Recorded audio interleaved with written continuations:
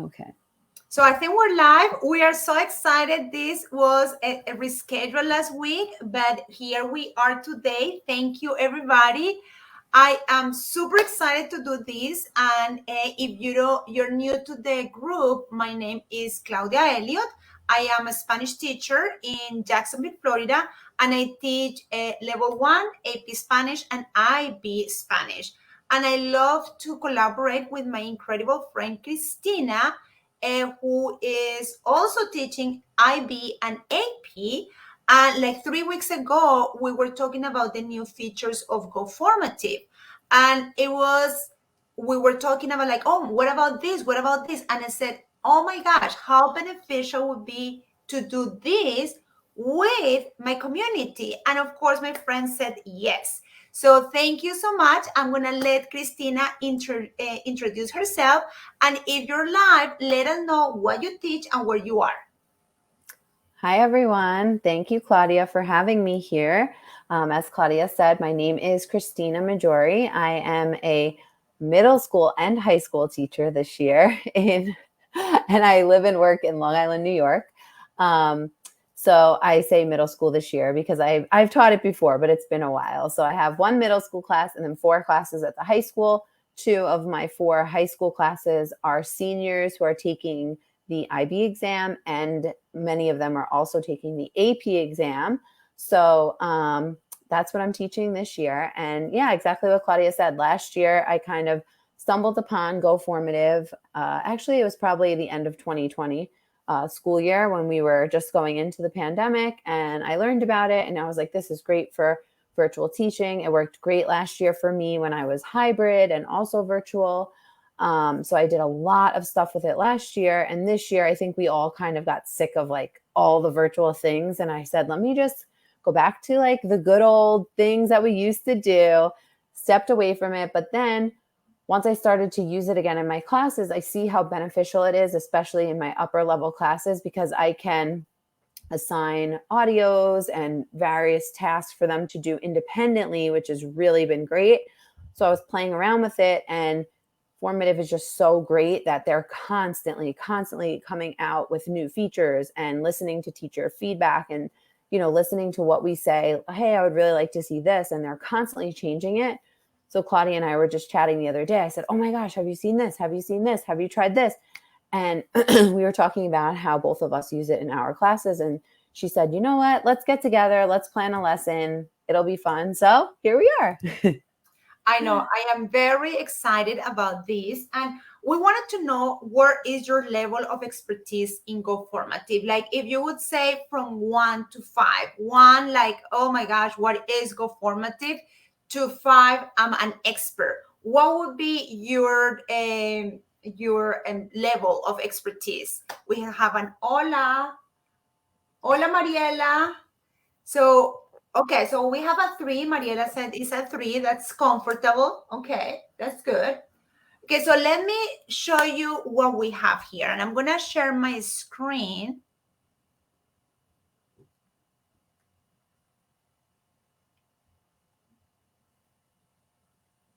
I'm going to go. And this is great. I mean, even if you are brand new to Go Formative, this is like a really great opportunity to kind of take a peek and see what you can do with it, and also how other teachers, like how are we using it in our classes, and maybe say, ooh, this would be great instead of doing this activity that I'm doing right now. This would be great for me to kind of switch it up. So no matter if you're an expert pro or even if you're brand new to it, like I said, they're constantly changing everything. So even some of us who have been using it for a while, it's new because it's new features. But to anyone, it's really great to kind of just get an inside peek at what it looks like. And then Mariela was saying, I know how to use it. I'm not creating a whole lesson. Mariela, I think this is a great moment for you to become creative, because I don't know about you, Christina, but I think my creativity, my creative juices really come to me when I'm collaborating with somebody else. Like sometimes when I'm by myself, it's like I don't get any ideas, but I start talking to somebody and I start like, oh, and we can do this. So that's why Christina and I were talking about doing this. So what we're going to do is I'm going to show you a little bit of what I just did. And this is something that I did for my AP class. We were reading a book that is called Soñadores, and I'm going to show you a little bit of the feature that I use. And then we're going to create a totally brand new unit about traveling. And then Christina is going to help me with resources, and we're going to try to keep in mind AP and IB. So we always want to keep in mind to expose our students to activities or exercises that they're going to have to be facing in IP and IB. So let me show you what I did so far in Soñadores. This is something that I just finished, and some of the new features. So what I like so much about Go Formative is how easy you can create content inside Go Formative, but also bring content that you have before. So this is our final assignment for Soñadores. And the first one that I wanted to do, this was a book. So I wanted them to order the events. And I have to type the events, but I was able to type all the events. And then from their student view, what they have to do is this. They have to like drag all the events. See, so it's super easy. And what I like this is because students are going to be forced to read again. And they're going to be reading to try to understand the sequence of events, which is such a great skill for our students. So that is not new, that always has been there, but it's one of my favorite features of the reordering. Then we have the similar, like the just basic multiple choice. Now let's look at this, because this is something that I really like. I don't know you, Christina, but I always mess it up. I all the time mess up when I'm making exams. Now, if I'm making an assignment and I print it out, it is there, right? So I have to ask my students, scratch this, add this, change the number, change the letter, because I am like that. But here, look at this. So you have a multiple choice, right? But what about if I don't want a multiple choice, but I wanted something that is gonna let me select?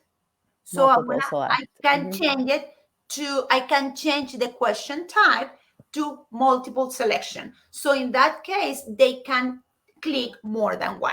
So that is something that, and you can allow partial credit, and you can put that they can randomize the order. So this is like amazing. But this is not what excites me the most. This is what excites me the most. So now in Go Formative, you have audio response. Audio response is when the student is going to have to record himself or herself to respond to the audio. So imagine this for AP, cultural comparison. Imagine this for IB, describing a picture. So all these audio responses are going to prompt our students, and you can add a lot of information. So in this case, I just wanted my students to describe their favorite character in the book. And then this includes some information. Now, I don't know, Christina, if you just love this new feature about bringing images and adding some questions. Yes, I love it. Image. Yes, I was just thinking that when I saw you had an image there. The other thing, before I forget, when you were talking about the audio response. So first, exactly what you said about AP, you could even do a practice simulated conversation, which just gets the kids used to talking to a computer, because a lot of them can be comfortable with the simulated conversation, but they get like really weird when they have to do it on the computer. So the nice thing about this is you can actually block out a whole simulated conversation. You can tell them what to do, react positively, ask questions, whatever they have to do for their prompt, and they can go through and do it. And then I can record myself in between as little prompts where they have to listen to me and then respond, listen to me and then respond. So I can mix that together nicely. The other thing with this is, let's think about all the resources we already have in our toolbox, right? Let's say you've been teaching a course for 3, 4, 5 more years. and you have all these things. Maybe you have a worksheet that you're like, this has some really good content, but I want to just jazz it up. Why don't you take those questions? No need to retype. If you have it in like Microsoft Word or whatever, copy and paste it right into Formative. And now, instead of your students simply writing an answer on a sheet of paper, now they can record their answer. Now you can make that question a true, false, justify. Now you can make that question something where it's a little bit more interactive for them. And yeah, just like Claudia clicked here, you can see all of the options that I have to make my questions more interactive for my students. And you don't have to reinvent the wheel. So I see where she's like kind of highlighting there, upload your own content. You can take the stuff you already have in your, I'll say flash drive because I still use one. Sorry, not sorry. I'll take stuff I have in my flash drive, or, if you're fancy and with it, now you're using your Google Drive and your Dropbox, whatever. And you can just drag things right in here that you already have. But instead of it being a boring worksheet, let's make it more interactive for them. Let's invite our students to do more with their skills, like speaking, and then think about it. It takes a kid so much longer to write. If you tell them, guys, this is so much easier. It'll take you 10 seconds, 15 seconds to record this answer. You kind of trick them, and now they're practicing their speaking even more. So that's what I really love about it. And that's what I thought of when you said the audio response there. Like, let's take some old stuff that we have and just jazz it up. Like, why reinvent the wheel? Absolutely. And I think, I was trying to find some of my documents, but of course, my drive, Lisa will just like cry over my drive. But if you have, I have a lot of scaffolds for my students, and I always try to use them because then you can add that here. So let's talk about this image, because I really love how you can add picture questions to specific areas of the image. I found that our students are like so visual, and sometimes they just want to be like, we want to point specifically to a place in the image and ask them those questions. This can be used in so many great ways. So for example, here I'm just putting 10, and I'm just trying to say who participate in this march.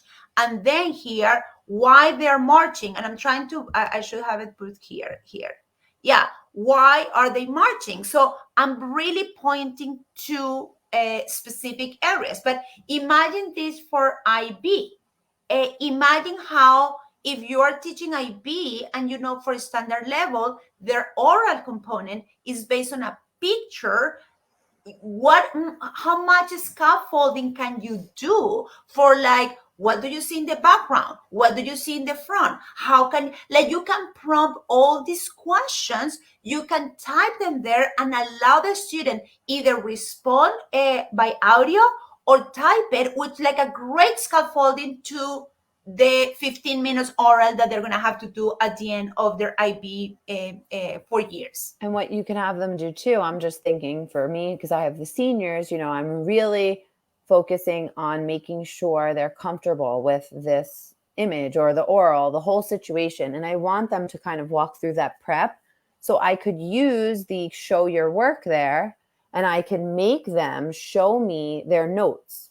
So I can invite them to take their notes here. Like, okay, if this were your image, before you begin, you're going to take 5 minutes and prep. Then I'll turn on the show your work and I'll ask them to, I teach them to use boxes. So I'll ask them to make their 3 or 4 boxes, and I'll tell them, okay, plan out with bullets what you're going to say, and then use that to record your audio. So they're really getting comfortable with the testing situation that for my classes we'll be facing in March.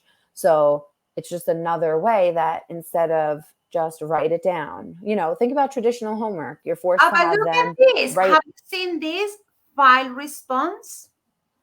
I have not. Students will upload a file response. So there you go. What they do is, like, you can say, take notes to help you describe this image. Upload the picture of your notes. Upload the picture of your notes, because you want to see that. Like, I feel a lot, because it's so hard for us to find a way to make our students accountable for the pre-work, that sometimes we skip that, and our students say, oh, because she's never going to ask for, then I'm not going to worry about it. But that is with the success of this type of a task are going to come from, is from that pre-work. But there is no way for us to like grade it, but here they can upload it. So look what it says from the student perspective. It's called file response, and they can upload their work. So let's go back to where we were. Yep, look at this, upload file response. That's amazing. That's brand new. I was just playing around in Formative a few days ago and I didn't see that. So that's new. So I found that last night. Okay, so let's keep working with, because I don't know you, but I love to use authentic resources. But you know what happened with authentic resources. I think authentic resources can be very overwhelming for my students. And what I found is like my students are fishing. I mean, aren't they fishing for the answers? That's how I feel. Like, I don't know your experience, but every time that I give a text to my students, if I give them with specific questions, I don't see them ever reading the entire text. I just see them looking at the questions. Looking for the answer. Yes. Of course. Of course. Nobody reads directions and nobody reads questions. They just look for the answer. Unless you bring them to go formative and kind of like force your student to look at specific content. So look at what it allows you to do, go formative. It allows you to really scaffold the authentic resource. So instead of, here is the authentic resource, answer this question, is look at this section. I said, this is great. Look at this section. So this is post that I found on Instagram, and I'm talking about soñadores. This is what I just finished with my AP class, and I found this that it was an old post in Instagram about DACA. So I got it there, and I look at my students, and I pose at the image and say, un juez ordena que se restaure DACA y que se acepten nuevas solicitudes. And my question was, is it a good or a bad news? And why? So what am I doing is I'm telling the students, don't worry about the rest. I want you to read this sentence. I want you to focus on this sentence. And this makes it so much more accessible. Definitely. And then I went back and I say, okay, so how is what is the tone, right? Like this is such an important question for AP and IB and our upper levels, is what is the point of view? How is the author feeling about this text? So I'm asking my students, is how is he feeling about that? Again, using just pointing and adding that question to that specific section of the text. Now, also, let me just say this, because I'm thinking of it as I see, you've got one resource, this image, right? And you've got 3 questions. But I love that you're not asking the same type of question too. And again, this is what you can do in formative. Let's think about, a homework that we're giving. We're limited to short answer or true, false, justify, or multiple choice, whatever they can take home and do on their own. But here you're giving them so many options. So let's say this entire formative that your student was completing, a student who's lower level will be successful on those multiple choice. A student who's like intermediate, in your class will be more successful on maybe the short answer. And then your higher level students are really going to shine on those short answer, free response, audio response. So it's got something for everyone. So you're even differentiating your instruction, your assignments without even realizing it, because you're reaching all levels of learners. And by adding in a couple of multiple choice or multiple selection or whatever, you're making it accessible to students who maybe, of course, we expect those, like, we want them to be intermediate, mid, intermediate, high in our IB classes. But that's not always the case. Sometimes you get a novice low. or I'm sorry, novice mid, novice high. And you're like, okay, what do I do with this kid? He's got to take the test. We have to help them build their confidence. So we could do this by giving them questions where they're like, oh, okay, well, the audio is going to be tough for me. The short answer is going to be tough for me, but the multiple choice, I can try my best there. Absolutely. And I think you had a great point. And that's something that I have like as a rule in all my assignments is I have few questions that all my students can answer. So I always have some true false, some multiple choice, some questions that all my students can answer. Because if, I mean, like, I don't know you, Christina, but for me, when I find like a task is so above my level, I tend to not even attempt. I mean, it's like, okay, you haven't run not even a mile and now let's do a marathon. Like, Right. yeah, I don't think so. Right. Because we're not there. And what I love about these new features of Formative is how scaffolded can you do. Now, also, you can get this as your base, right? This Formative as your base. You can duplicate this as many times as you want, and then you can reduce the number of questions. So remember all the differentiation kids that they have different situations in our class, and if you want to provide accommodations, then we always feel like, oh, I need to start from zero. No, you have the biggest one here, and then you copy this, and you can delete some of the questions. You can just make it more streamlined for those students who need accommodation without having to redo it all over. Right.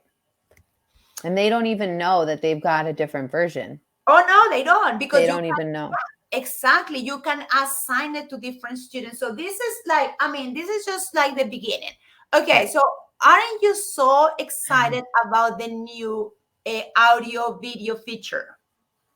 I mean, it's like that. This is what I was saying before. Like, this is something that people were saying, oh, I wish it could do this, like similar to Edpuzzle, right? Because you would have to, in order to do this, you used to have to embed your Edpuzzle into here, and then you couldn't always see your students' answers unless they were like logged into Edpuzzle. So it's like, it gets a little tricky. Now, find a video that you like, drop it in there, and you can add all these questions. And again, you can add any question type. So we're not limited to multiple choice. We're not limited to short answer. We're not limited to true false. We can really do anything. So what does that mean? That means you can ask your students to audio respond. I mean, when can you do that? When can you assign your students a video and then audio respond? Like that's to me why I love this platform, because I have so much flexibility.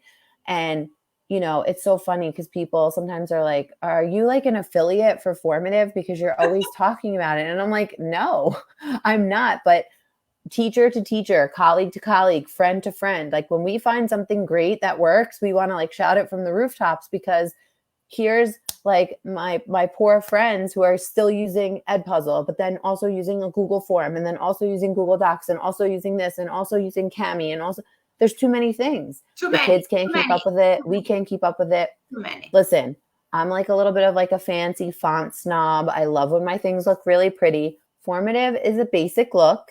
Can't like do too much with making it look super cutesy and pretty, but it's fine. It gets the job done, and it just does it so well. So you have a video, you can add any types of questions, and then thinking back my like AP brain, I'm like, ooh, what if I find a conversation, like a one-sided conversation, and I get students to practice their audio response with a one-sided conversation. Absolutely. There's tons of videos where you could do that. So that's what I was thinking. You can record your own. And now Francis asking, you will provide a different link for those students, right?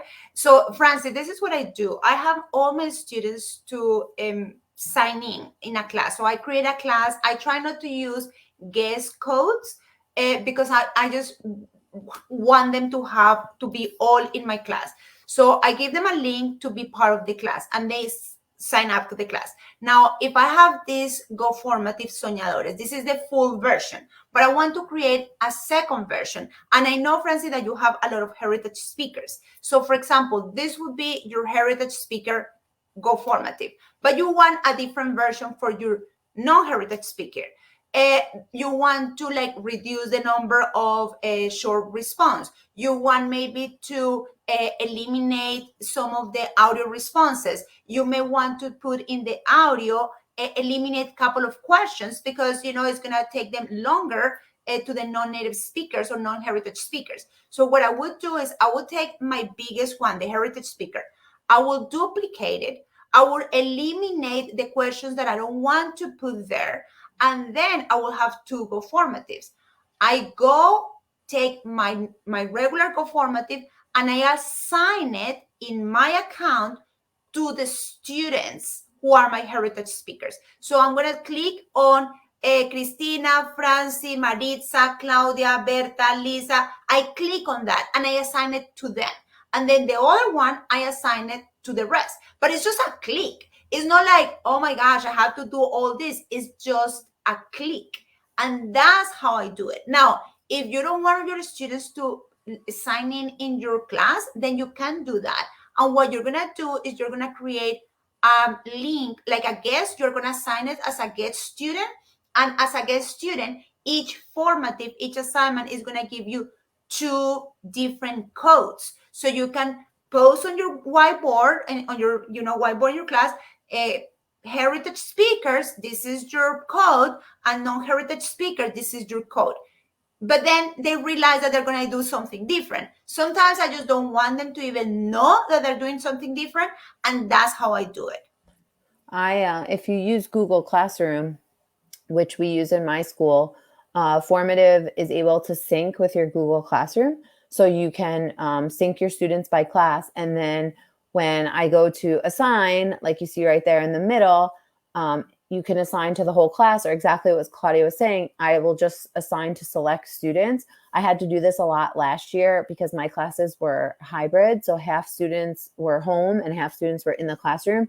And if it was something like that I only wanted certain groups of students to do, I would just assign for a couple of students, and then I was able to go in and take out or add in anyone at any time.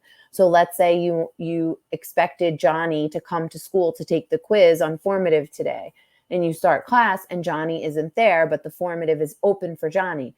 I can go in and deselect his name and he has no access to it. So since I use Google Classroom, my students just go to formative.com. They click log in with Google, and they use their school Google account. And then once they log in, they just see the assignments that I've posted. So they're not like clicking on a link or entering a code or anything. So they really have no idea if they have a different assignment or not. That is, it is incredible what you can do. And also when Christina was talking about simulated conversations and cultural comparison, and all the tasks that are in AP and IB are timed, right? Because we don't, of course, we're going to give them more time. That is the test because, we're starting. But at some point, we want them to start getting used to the mindset that they have a specific amount of time, right? Like they cannot have 45 minutes writing the email. Like really, you can't. We just need to get this in 15 minutes. So when you assign those assignments to your students, then what is going to happen is that you time it and you put a time limit. So Christina is going to start at 7:59. So for Christina has 20 minutes. The 20 minutes for Christina start at 7:59. If I'm having trouble logging in, because, life happens, I'm having trouble logging in and I log in at 8:05, my 20 minutes start at 8:05. So it's not like you have to go like crazy saying, oh my gosh, Claudia couldn't start at the same time or Francis having issues. No, they start at the same at the moment when they log in and start the assignment. So this is incredible. This is absolutely incredible what you can do for your classes. Now let's talk a little bit The video. So the video, like Christina said, this is above Edpuzzle. Like this is much more than Edpuzzle, because in Edpuzzle, the only two type of questions that you can ask using a video is multiple choice and a short answer. Here, you can add anything. You can have multiple choice. You can have all the same type audio response, like Christina said. And what I love is that it tells you exactly when the question is going to be. And you're going to just only click add item, and then you have all the type of questions. I mean, like audio response, categorize, fill in the blank, free response, graphing, hot text, all this that you can do even for video. So it is like much better. And for AP, and now that IB is going to have audio, I think this is a great way. It's a great way for our students to like scaffold that audio and not like 2 minutes and then the questions, but really have them to like work with these audios a little bit at a time. And just get more practice. I mean, think about it. Pre having something like this, right? Of course, can you post a video and say, guys, go home, answer the multiple choice questions or whatever in a Google form or on a regular sheet of paper. But what ends up happening is 1 or 2 really great students do the work, and then they share with a friend who shares with a friend, and then who knows if they really did it or not. Formative is like Google. It's telling us when our students log on. It's telling us when they submit. So they know you can't just go on and click random things and submit it like, yeah, I did my homework. It's holding them accountable, but it's giving them more opportunities for practice that we might not have been able to give them before. Because let's say you have a great video and then you're like, oh, I don't want to assign this for homework because only a couple of kids are really going to watch it and really going to benefit from it. Now you can put great videos in Formative, assign it as homework, and students are held accountable. I really like doing that. And I feel like for my AP and IB students this year, when my goal has been like give them more audio input in preparation for their exams, this is like a perfect tool to help me do that.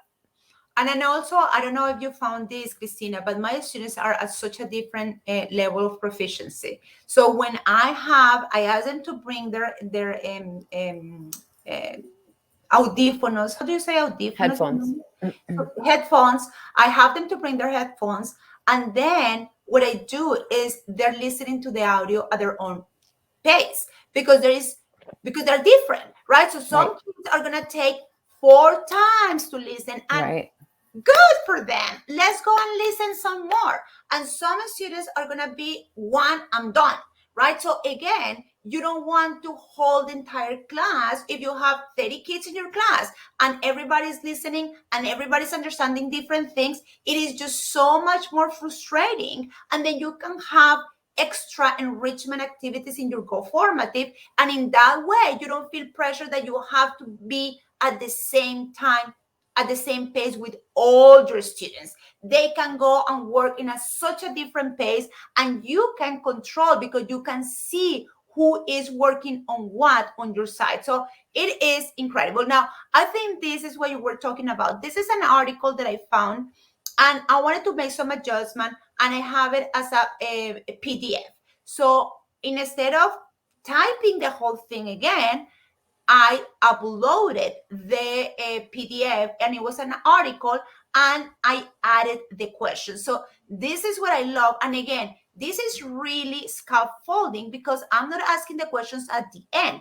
I'm just looking at the title. Just look at the title and answer the question.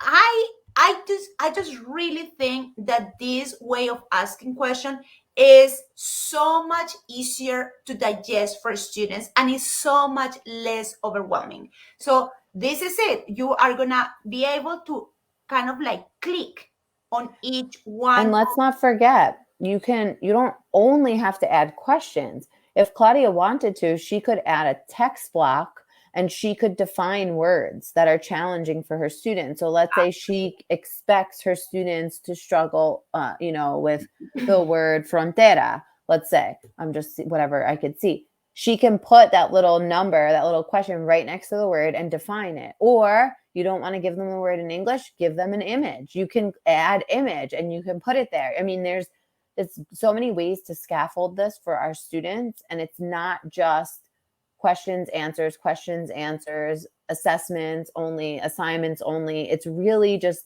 giving them more opportunities to interact in different ways. You know what I realized, Christina? You can read this aloud to your students. Yeah. So you can do an audio. Click on audio. Yep. You can click on audio and then you're going to record the audio. Oh my gosh. Look at this. You're going to record the audio and you're going to say, la Cámara de Representantes de Estados Unidos controlada por los demócratas del presidente Joe Biden, aprobó este jueves 2 proyectos de ley.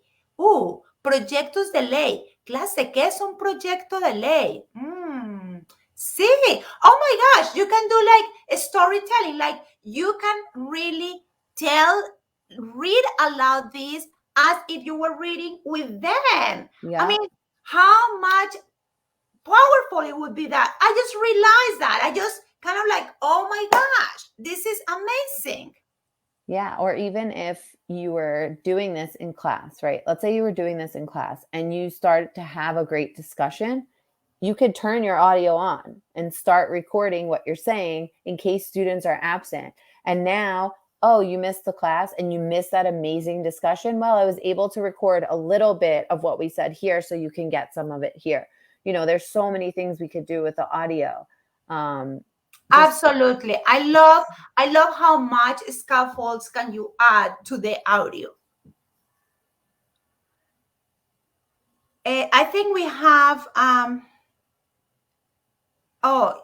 think Lisa. Okay, thank you, Lisa. Lisa is helping us with Canva.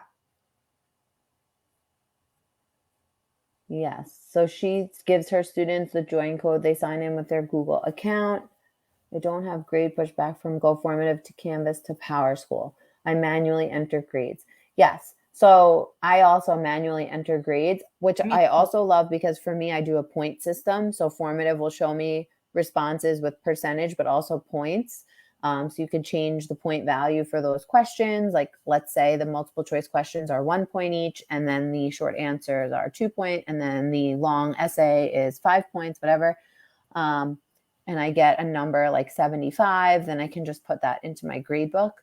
So yeah, I don't use it to transfer grades, but just to help my students easily sign in, I sync it on the top there where it says classes. You just click that and you click Google and it should sync it for you. Okay, so I was doing this with my IB class, Christina, and I love the drop-down box. You know why I love it with my IB class? Because you can be very intentional with this. And I was looking at vocab that they're using we're watching the movie of Cesar Chavez. But you know that in IB, you have a lot of transitional words. Yep. And they love to put an X and say, which word would you use? So that exact same type of questions you can use using the Dropbox, the inline choice Dropbox. Yeah, and it's called Inline Choice. So when that first appeared, I had no idea what that was. And then I had to play around with it. And then I saw it was just a fancy way of saying the drop down. And I just really love that because this is going to be so useful for IB and even for AP. And you can also like really look in transitional words to help them really be more intentional about that. So I like that a lot. And the other one that I found yesterday that I had used before. Can you duplicate the drop-down menu so you don't have to type it 7 times? Were you able to do that? No, you don't. Oh, you can't. All right, we got to email them. I know. And that, so the next time what I did, I used the fill in the blank. I see. Because I thought it was better. Now, I really like how the drop-down box looks like for the students. Because, it's closed. Yeah, I closed this. So let me open it for me. It's closed. But let's open this guest. Okay. And again, look how easy. If a kid comes in, I know. I missed the assignment. You can just Open it. Okay, so I really like this. Look at this. So isn't this so? And then you think about the different kids that we have in the class, right? Like not everybody is, there's some kids that are amazing at taking tests, that they can really figure it out, that they can just have the answers and the word bank on different pages, and then they can do it, right? Like they can do anything, they're great. But there's some kids that these little things, having the drop down menu of the words instead of looking at different place, like physical place, to find the words, it's going to be a huge help. I mean, it's a huge scaffold. So look how neat it looks. So you are like now looking at this, you're really focusing on which word is going to be the one that matches the best for this sentence. Yes, I love that. And then, one of the things that annoys me the most, or not annoys me, but I think they're really difficult for students in IB, is when they ask them to answer using word or words from the text. Yep. Identifying the word and words from the text is very challenging. So, hot text can be a great practice. So in this case, what I said is I wrote a paragraph about Cesar Chavez, and I asked my students identify the challenges that the farmers suffer at that time. So what they have to do is click, and when you click, you are saying this is the word that is the challenge. So not everything is going to be a challenge. It's only the words that you're going to check. And that, I thought that can be very difficult, but it's a great way for our students to practice in little chunks. You know what else this would be great for? The synonyms. When they give them a word and they say, go to paragraph 1 and find una palabra que significa blank. We can do that too, exactly like this, where they have to select the word from the paragraph that means something. That's another favorite type of question that they ask. Absolutely. And then I love these tables that they have, right? Like these multiple choice tables where you can give a statement and then who this statement apply to whom. And this question type is called, because sometimes they put these names. Yeah, like hot text. Who knew what that was? I know, right? I was just so intrigued about the hot text. Hot so this text. is the hot text, and then match table grid. Grid. Yeah, they got to work on the naming. I know. So this is a great one. This is a neat one. And this would be great too for the audio, because with the IB audio, I know that they were saying in training that they're going to have a conversation, and some of the questions will be who said this, or, so students will have to not just listen for meaning, but have to listen for, oh, this was Maria. Oh, this was, whoever the other person is, Josefina. And then they can just click as they're listening to who said what. So I really like that. Me too. And now, I don't know if you have seen the flag system that they have for free response and short answer. Oh, yes. I mean, so let me see, because I don't want my students, I don't want my class to see, I want to cover my student's name. So I'm going to just remove this for a second. And then what Claudia is talking about is when your students answer a question and they use help from somewhere else, our frenemy, Google Translate, let's say, I don't know, let's just say Google Translate, and then they copy and paste it. If it's a Google form, we have no way to prove it.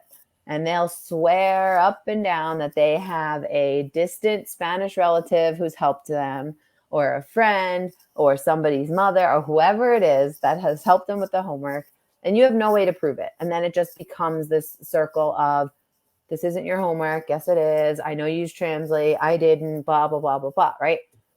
Absolutely. Well, not anymore, my friends. Not anymore, because Formative used to just flag and say something was copied and pasted. So you knew something in their answer was copied and pasted. But now, this year, if you click on details, it will tell you exactly what was copied and pasted, which is great because last year, let's say I had a student who was on a Chromebook and they couldn't put accents in. Sometimes they would copy the letters from my formative. They would copy just the accented O or something and paste it in their answer. And then formative would flag and say something was copied and pasted. And I had no way to prove it was just the letter O. Now it will tell you this is what was copied and pasted. So there's really no way for them to argue it with you, which I love because it's just another way to hold them accountable. Not that anybody's looking to get you, but at the same time, if you're submitting it and you're saying that this is your work with your name on it, let's see your work. So. I know, I love it. And I tried to find it and I couldn't find one of that it was flagged. I mean, I saw it this morning and I cannot find that one that is flagged, but it is amazing. Okay, so do you want to try to create one really fast? Mm-hmm. Okay, so I'm gonna share here. Okay. So this is the basic. This is what it looks like from the start. Nothing. So you're going to add from the plus sign. So Claudia and I were talking about doing travel, right? Yeah. Viajar? Yeah. Okay. So I don't know. I feel like I like to start with like a picture a lot of times. Yeah. I like to get them excited. So I have an image here and now I just went to Google and I looked up importancia de viajar.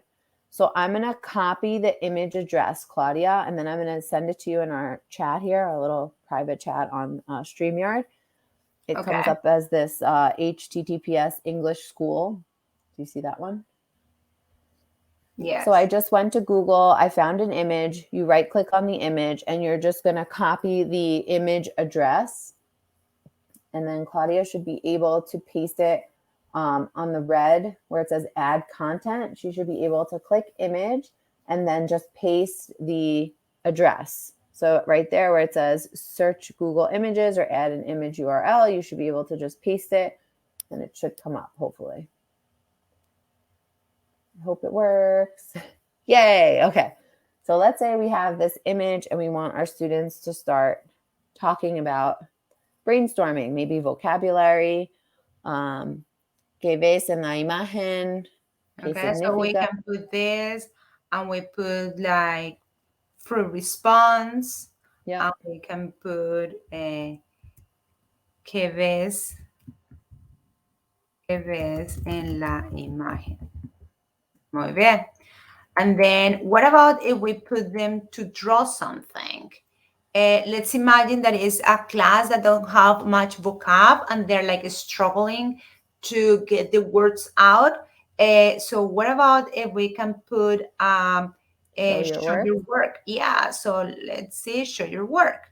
And then we'd say, si pudieras viajar a cualquier lugar, ¿a dónde viajarías? ¿Qué harías? Ilustra tu respuesta. And I love to do this because what we're doing here is we're making accessible this question to everyone, right? So this is going to be accessible to any student. And for his perspective, the student perspective or her perspective, she is going to come here or he's going to come here and then they can draw. So they can draw here, they can bring images, they can Google, they can do whatever. And you, as soon as they submit that, then what is going to happen? You will be able to see the answer and you may want to use those responses to ignite the conversation. And I said, oh, wow, let's look at this. Cristina le gustaría ir a París. Increíble. Le gustaría visitar y conocer la Torre Eiffel. Y Cristina, ¿con quién? And then this is going to be a great PQA, a personalized question and answer that you can do. So instead of having students, I'm going to do that, Cristina. I'm going to do this. And then you can also, sometimes what I'll do, I'm sorry, my children are both sick, non-COVID, thank God, but just sick. And so I'm, of course, probably catching it. So my voice is getting a little crazy. But what you could also do is when you view responses, I like to hide student names and then it's anonymous. So now I have a board of images that I've projected onto the smartboard. They don't know whose they are. And sometimes we'll play the, who do you think this one belongs to? Oh my gosh. Like something like that. And then, ¿por qué piensas que es de, Valentina or whatever? And then they say why. So I hope that you guys are taking notes of this because this is what I'm going to do. I have this lesson. I'm going to do it on Wednesday and I'm going to tell you, and I hope everybody's taking notes. So listen to what Christina did. You are so bright, my friend. So that's exactly what I'm going to do. So another way I like to start the conversation is even maybe before the image. Let's say you want to poll your class. Like, let's say you want to just ask them who likes to travel? Like one of those just like connection questions, just to like get them speaking. You can do a multiple choice and then don't mark a correct answer. So when you make your multiple choice, we can go with anything. We could even just do like a basic to get them talking about travel. ¿Te gusta viajar? And then we can put sí me encanta. A veces, just whatever kind of vocab you want to give them. And then Claudia won't mark any of them correct, so she won't click the little circle to make it a correct answer. And then when your students answer and you go to view responses, you can look at it like a graph and you can say, wow, this class, everybody loves to travel, or, oh, we have mixed opinions. Why? Why not? Where would you go? Why wouldn't you go here? Blah, blah, blah. And you can just start those conversations and get them comfortable with talking about travel. And then you hit them with the picture and then you can start to work to the more advanced stuff. Now, in that case, my friends, you're going to want to assign that formative as teacher pays mode, because in that case, you will be presenting each question at a time. So one question at a time, and that will really help you do this activity. So you are going to come, where is it? Okay, Destino Latinoamericanos. So you're going to come and you're going to ask, ¿te gusta viajar? Right? So that's kind of like the pre-question. ¿Te gusta viajar? And they're going to say, sí, me encanta, a veces, no realmente. And you're going to, this class le encanta viajar, loves to travel. That's incredible. And then you are going to continue with the second. ¿Qué ves en la imagen? And I love this when you are teacher pays. Yes, exactly. Te deja avanzar y crear más preguntas si no marcas la respuesta correcta. Yes, absolutely.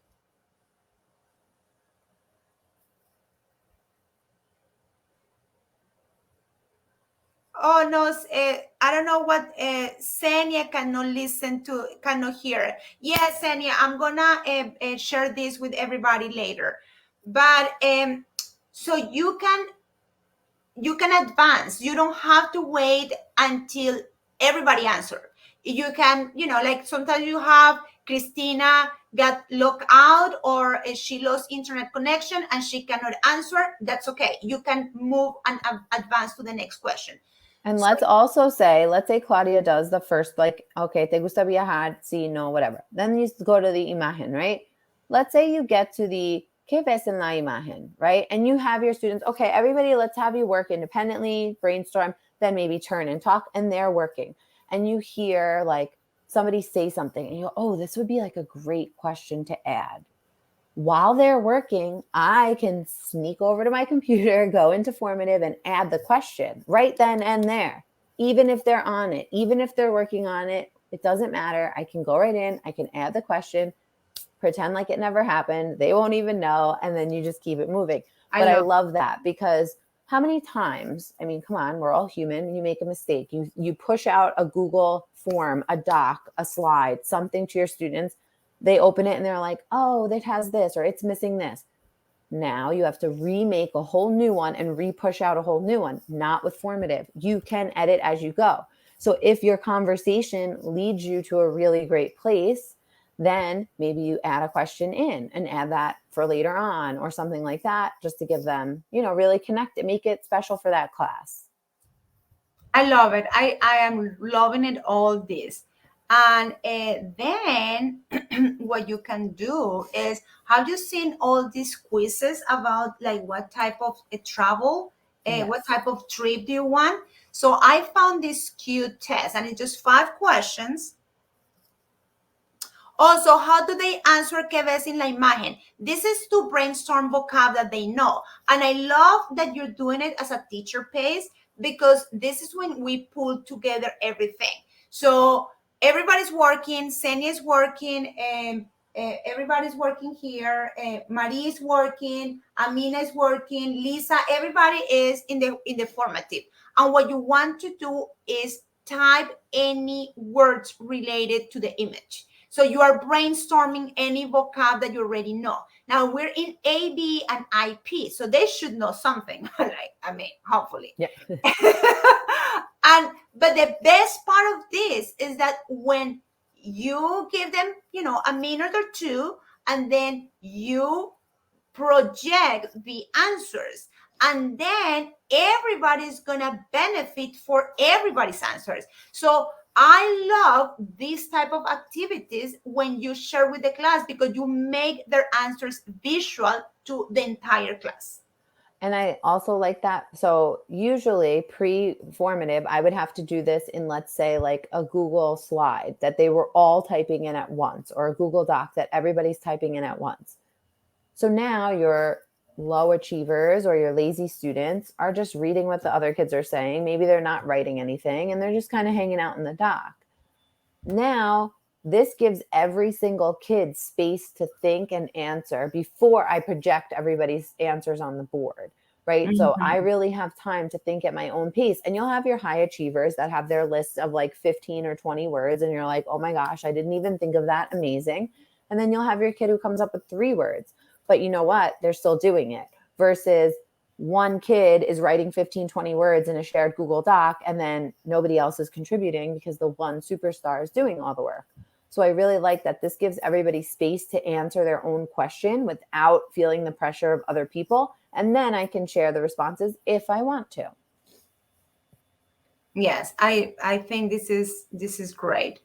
Okay, so now I want to do this, Christina. You tell me how to do it. So I found a quiz to find what would be your ideal trip. And it's on a website. I can embed that, right? You should be able to. Let's see. Sometimes it's a little funny. It depends on the link. Okay, so this is what I'm doing. I'm going to embed it. What? It's just a regular website? Yes.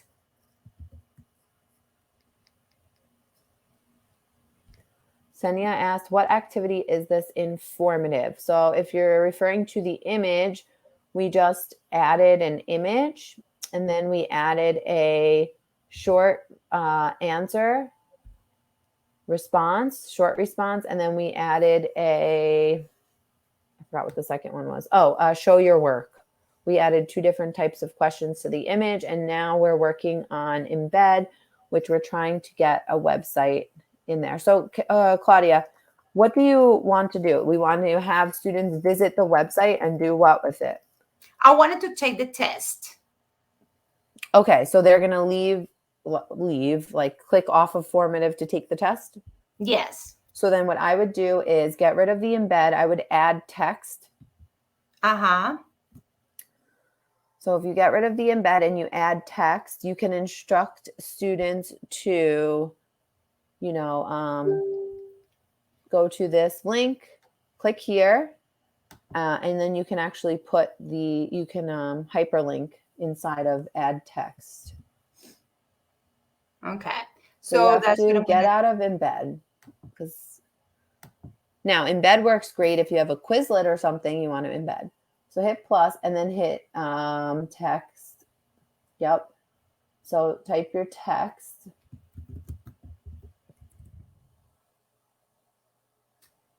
Okay.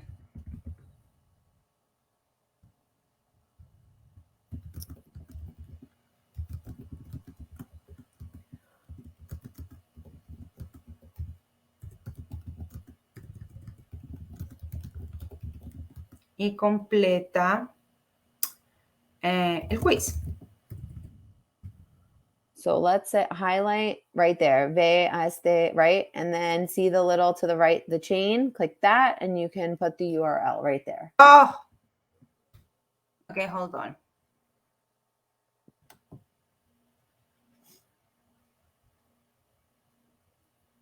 I'm so happy because you're helping me to do my lesson for Wednesday. So this is it for Wednesday. Okay, that's it. Happy to help, my friend. Happy to help. Okay. And then you can create a choose your content or question type. So what I want here to do is I'm going to do a short response, a short answer, and I'm going to say, ¿cuál fue tu respuesta? Tu respuesta no, tu resultado. So again, in this case, students are going to go and take the quiz, define, and it's 5 questions. It's a really easy quiz. There are 5 questions, and then they're going to tell them if they're going to go to the playa, if they're going to go to a little town, if they're going to go to a big city, and they're going to decide what is the response. And again, that would be a great way to show and maybe play 4 corners with them and say whoever decided to go to the town goes here, go to the city here, go to the mountains here, go to there here, and then you together tell me what would be the best ideal location that you know that you would like to go. So it would be like kind of like a group activity coming from Go Formative.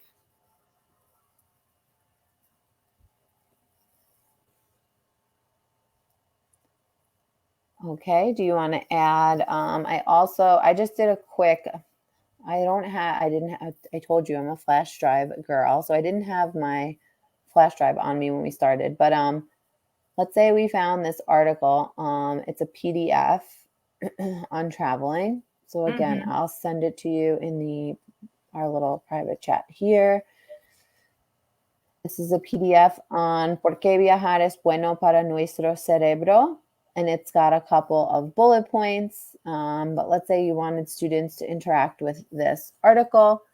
You could easily just add that here. We are rolling. I mean, this is great. I know. Moving along here. I also like to sometimes upload the old IB exams, like if I want to do a reading or a writing or something like that, and I don't want to go through the entire thing, sometimes I'll just take a piece of it. So many different things you can do here. So this is just a PDF, okay? And you could have students do whatever types of questions you wanted here. You could do a true, false, justify. You could do a synonym. Yeah, love it. Love it. You could have them, you could click on a paragraph and then ask them to show their work and show what they understood with an image. Absolutely. You know what I think you can do? Let me see if you can do this. Can you do show your work so they can annotate a text? I think so. You click show your work. Show your work. And then you we're going to do edit background, I think. And then, but it's an image. So if you have a tool, upload document. Oh, upload document. Look at this. Sometimes I'll take a screenshot of one paragraph and I'll upload it. And I think that's a much better idea than doing this. Yeah, just because it's going to be because it's so gonna be much so text. It's going big. to be small. Yeah. Oh, but it's not too bad. No, they can zoom in. Look at this. And then you can say, you can ask them questions about this. You can say, viajar y enfrentarse a nuevos lugares, sensaciones que obliguemos a nuestro cerebro a usar toda la capacidad para enfrentar, porque es bueno viajar, entretener y estimular, viajar, aumenta la felicidad, disminuye el estrés.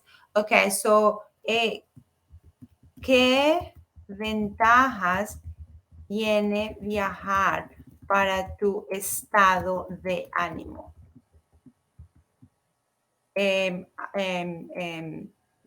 Subraya tu respuesta. ¡Ja!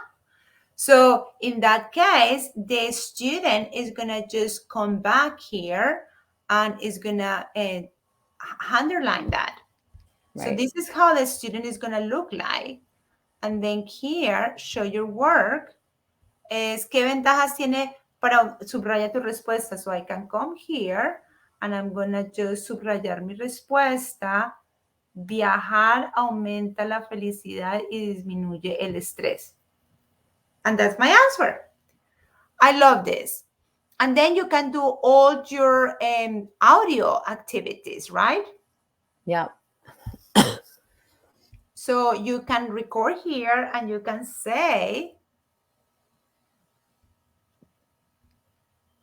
¿a dónde te gustaría viajar y con quién? Audio. So that's me. And then let's see, that is going to be like a simulated conversation. So we are going to say audio response.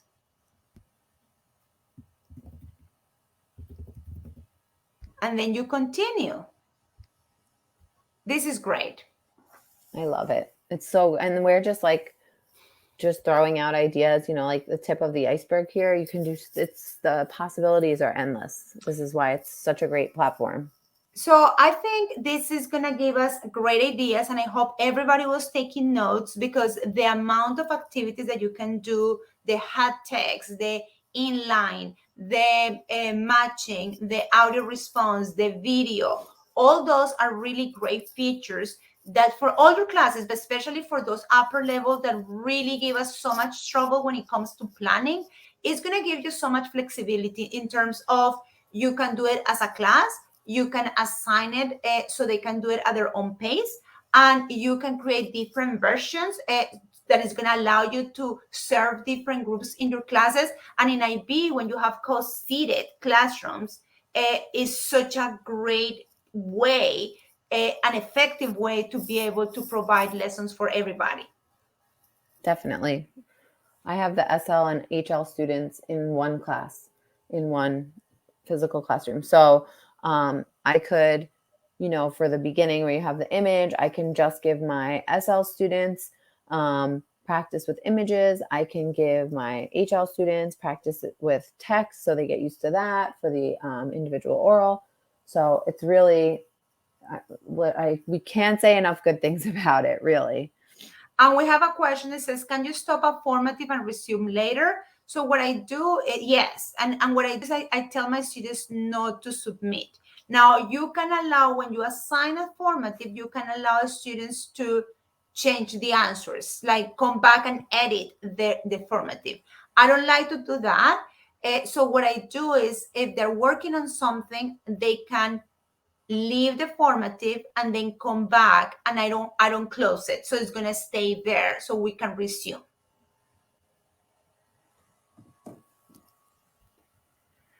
So Christina, thank you so much for helping me do my lesson for Wednesday. This is amazing. I'm going to do it and I'm going to show it to you to see that I'm going to be using all these things on Wednesday. And I think, honestly, we are going to do no time limit. Only if you choose the time limit. And you can close it by a certain date, but it's up to you. So yeah, isn't that great? I think the advantages of formative are like incredible. So I hope this session help you and inspire you to create some great assignments for your classes and help you, especially in the last month of class, which is always a challenge when holidays come and we're trying to keep our students moving along. Thank you, Christina. Thank you for having me. It was so nice to get some ideas from you, share, hear some other questions that get us thinking a little bit. So it's been great as always. Thank you. Thank you, everybody. Hi, and have a great week. And I will see you soon. Ciao, Christina. Bye.